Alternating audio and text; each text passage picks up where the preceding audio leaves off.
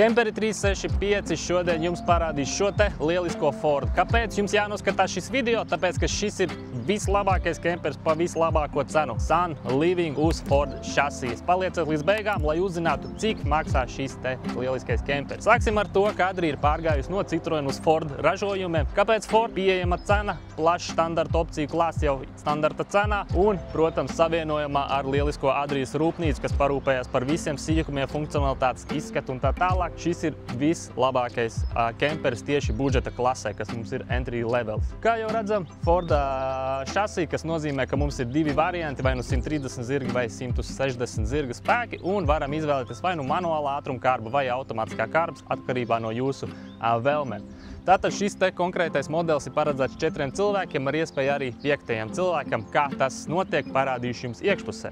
Bet no ārpuses varam redzēt pusi integrētais kemperis uz Ford šasīs. Viņu sauc par tieši light versiju, kas ir paredzēts tieši kā pieteikums līderu pozīcijām tieši entry segmentā, lai varētu konkurēt ar citiem, teiksim tā, budžeta ražotājiem, bet nepazaudējot Adrijas kvalitāti. Tātad, jā, kā jau mēs redzam, kemperis ir 7 metrus un 40 centimetrus garš. Šīs konkrēti ir mums B kategorijā, un varam redzēt, ka modelis ir S75 SL. Tie, kas jau vairāk ar kemperiem ir ceļojuši vai pie mums ņēmuši nomā, zinat, ka mums ļoti pašiem patīk šis modelis un izkārtojums, un mūsuprāt šis ir pareizais variants, ja jūs esat 4 vai 5 cilvēku ģimene. Tātad mums ir skaistas LED bremžu gaismas, ir sagatavots, lai uzstādītu arī riteņu turētājus. Mums jau standarta komplektācija ir atpakaļ skata kamera, un kopumā, jā, es teiktu, ka izskatās lieliski, un vēl uzzināsiet cenu, liksies vēl lieliskāk, vai ne? Tad mēs varam redzēt, ka šeit kā papildus opcija ir uzstādīta arī marķīze, un mums ir, kā jau ierasts, liela bagāžas telpa, lai mēs varam ielikt, ja negribam ārā turēt riteņus, varam mierīgi šeit.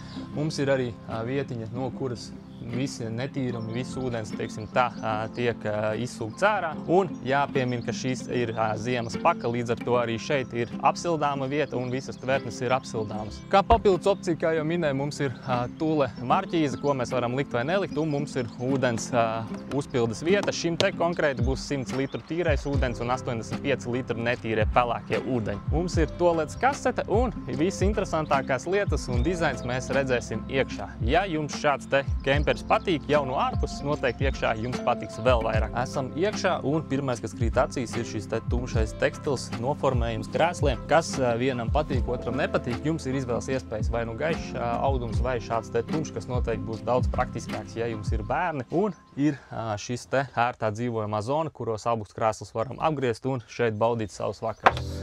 Galdiņu mēs varam šādi te pagarināt un lai visa ģimene var sasēsties pie galda un izbaudīt vakaru.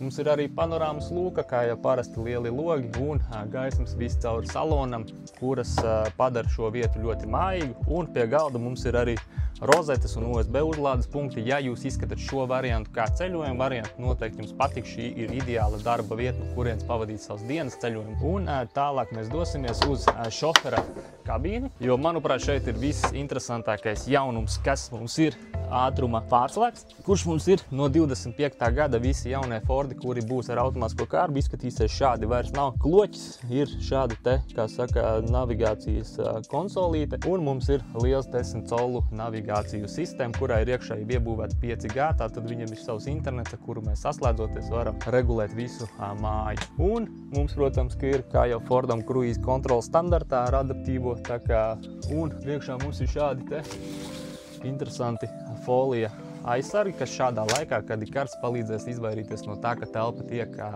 uzkarsēta. Brīnumainā kārtā atradām atslēgas un varam apskatīties, kā izstās jaunais Ford digitālais panelis, un pirmie iespaidi ir tiešām iespaidīgi. Mums ir, kā jau jebkurā normālā mašīnā, iespēja redzēt visu kontrolas sistēmu, un, protams, ir arī mūzikas sistēma ar slovēņu labākajiem hītiem. Jā. Konkrēti šis te, kā jau minēju, 10 colu ekrāns, mēs varam pievienot savu Waze, Google Maps, Spotify un atskaņot mūziku. Jā, tātad ieslēdzot automašīnu, mēs redzam, ka mums ir digitālais panelis, 12 colu milzīgs ekrāns, kur mēs varam pievienot Waze un izbaudīt braucienu, sajūtoties ne gluži kā autobusā, bet braucot ar parasto vieglo mašīnu. Un, protams, mums ir šis te jaunais ātrumkārtas pārslēgs, kas noteikti padara braukšanu patīkamāku, nav vairs loķi, kas traucē ceļgaliem.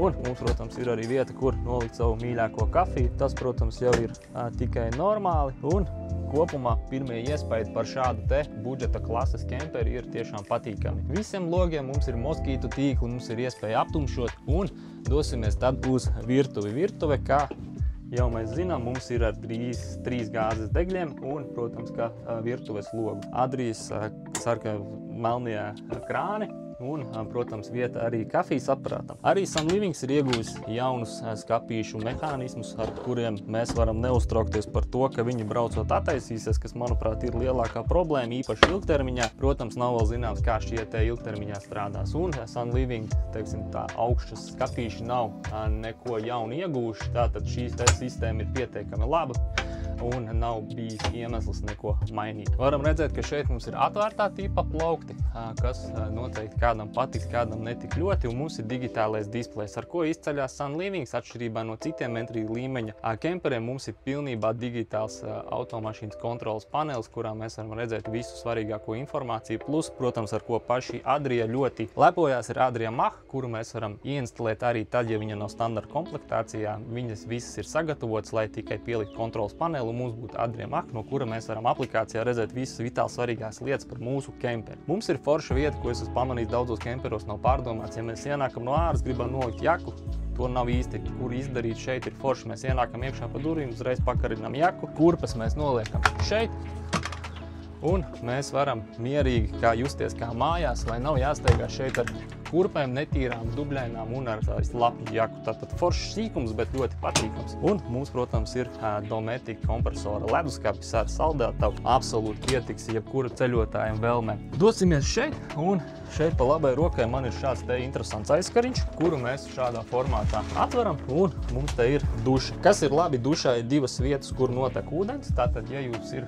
ne perfekts līmenis, tad jums nav jāuztraucās, ka ūdens sakrāsies vienā no pusēm, jo jums abās pusēs ir notek caurulis, kas ir liels plus salīdzinājumā ar citiem, teiksim tā, entry līmeņa kemperiem. Tad mums tālāk ir guļamā zona, kā jau SL izkārtojumā mums ir 3-vietīga gulta, realitātē droši vien 2 super ērti, ja mazāks bērns, tad, protams, arī būs forši. Ja gribam katrs gulēt savā pusē, tad mums ir šādi te ērtas trepītes, kurām uzkāpjot mēs varam iekārtoties uz gulēšanu. Un vietas ir tiešām daudz, kas vēl ir forši. Šeit augšā mums ir USB portiņi un arī iespēja uzslēgt gaismiņas, ja mēs vakarā gribam palasīt grāmatu. Protams, grāmatu pēc lasīšanas ir kaut kur jānoliek, tāpēc mums ir šie te skaistie baltie skapīši. Kopumā sajūtas ir ļoti patīkamas, un vēl patīkamāk būs tikai tad, kad uzzināsiet cenu. Zem gultām mums ir šādi te lieli nodalījumi, kuros mēs varam forši ielikt visas savas mantas. Tātad es jau tikai par mantām vien runāju, bet jāsaprot, ka ceļojot, novietot savas mantas ir ļoti svarīgi. Un, protams, ka ir labierīcības toleta. Mums kā parasti ir kasaču toleta, dalītā duša ar toleti, kā jau redzējāt. Kopumā šis modelis noteikti dod tādu nelētu garšu, kas ir jau labi, un mums jau ir kā papildus opcija arī kondicionieris, kuru varam instalēt vai uzreiz vai pēc tam. Un, protams, teicu, ka te var gulēt 4 cilvēki. Kur tad tie 4 cilvēki gulēs? Viņi gulēs šeit. Kā jau minēju, 4-5 cilvēkiem paredzēts kemperis, un kur tad tie 1 vai 2 cilvēki gulēs? Tad šeit ir tāds jaunākais līmenis, kas uzreiz parāda to, ka šis mums būs entry līmeņa kemperītis. Nav mums elektriskā podziņa, bet mums ir šāda te mehāniska hidrauliska poga, kur nospiežot mēs pavelkam gultu uz leju. Absolūti nekādas problēmas tas nesagādā, tas bija 2 sekundžu darbs. Un mēs iegūstam foršu virsmu, kura ir 1,90 m uz metru. Tātad 2 bērniem būtu pietiekami ok, 2 pieaugušiem varbūt mazliet grūtāk vai jāguļ mazliet mīļāk. Un, protams, ka ja jau šeit bērni gulēs, tad šeit mums ir šāda te sētiņa arī otrā pusē, līdz ar to nav jāuztraucas, ka nokritīsies. Kopumā, ja šeit guļot, mums ir augšā panorāmas lūka, lai nav sajūta, ka mēs esam iespiesti kastē.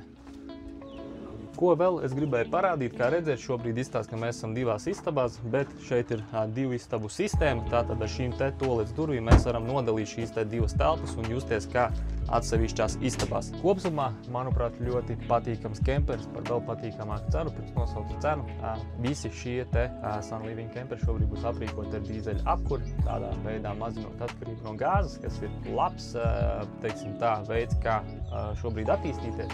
Jo, ja jums ir degviela jums ir vienmēr, tad arī apsildījums būs vienmēr, bet, protams, paliek gāzes plīts. Bet kopumā šis te kemperis jums izmaksās sākot no 48,000 plus PVN, atkarībā no tā, kādas, teiksim, papildus opcijas gribētu. Tātad automātiskā kārba, kondicionieris, marķīs, viss tā tālāk saliksies cena, bet kopumā šis noteikti ir viens no labākajiem entry līmeņa kemperiem par šādu te cenu un kvalitāti. Kā, protams, 2 gadu garantija pilnīgi visam un 10 gadu garantija pret ūdens nonākšanu šajās te sienās, kas ir principā lielākais klupšanas akmens jebkuram kemperim. Tātad, ja jums šāds te kemperis patīk, dodiet mums ziņu, un mēs jums šādu te varam sākt ražot tieši priekš jūsu vēlmēm, pēc jūsu krāsām un vēlmēm. Tā kā paldies, ka skatījāties, visu labu!